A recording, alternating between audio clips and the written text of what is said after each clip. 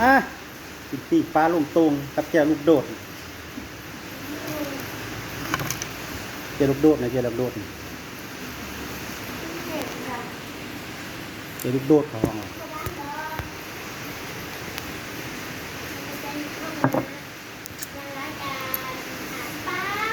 ฮะพักประกาศอ่อนสเม็กอีกนั่นสเม็กโอ้ปลาลุงตูงปลาลุงตูงปลาดุกหน้าปลาดุกหน้า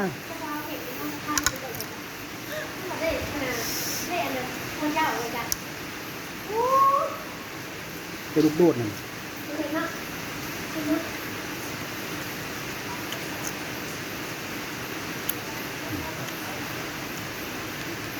จะอ่อนไหม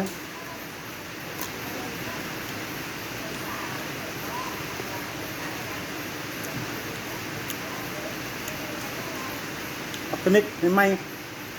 ผู้อยู่หลังบ้านเลยเนี่ยจะลูกโดดแล้วนี่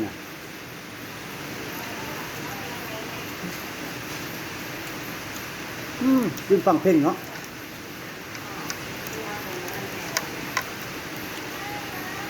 กระโดดน้ำไปกุ้งกับข้าวกันเนี่ย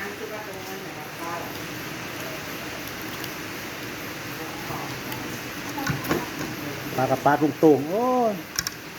บริกินแกะมานี่นะกินปลาลุงโตง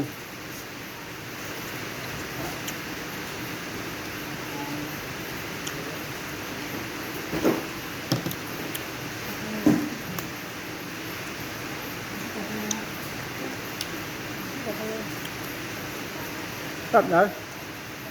กินนอนเลย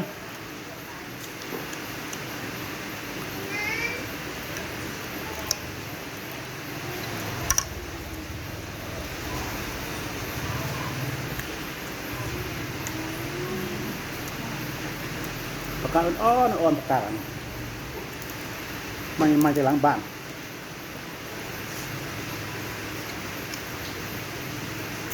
เจียวลวกคือเจียวน้ำปลาแดกสดน้ำปลาแดกดิบๆเป็นน้ำปลาใส่น้ำเป็นนัวกินนานหนึ่ง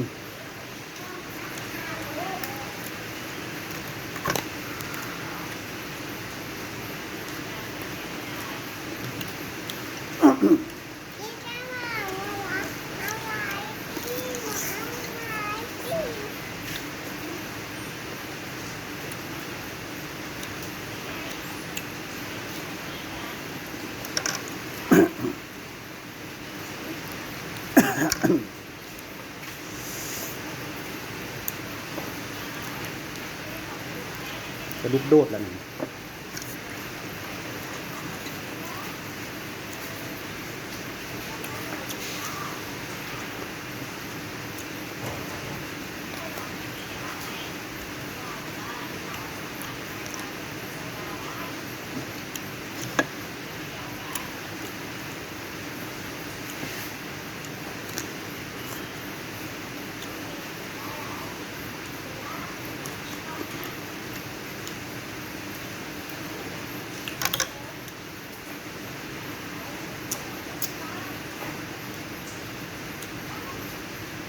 ปลาลุงโตงต้อนนะเนี่ย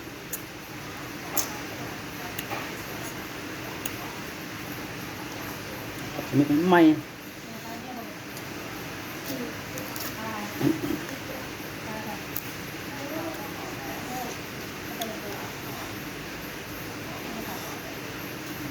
เดี๋ยวลูกโดดเดี๋ยวโดด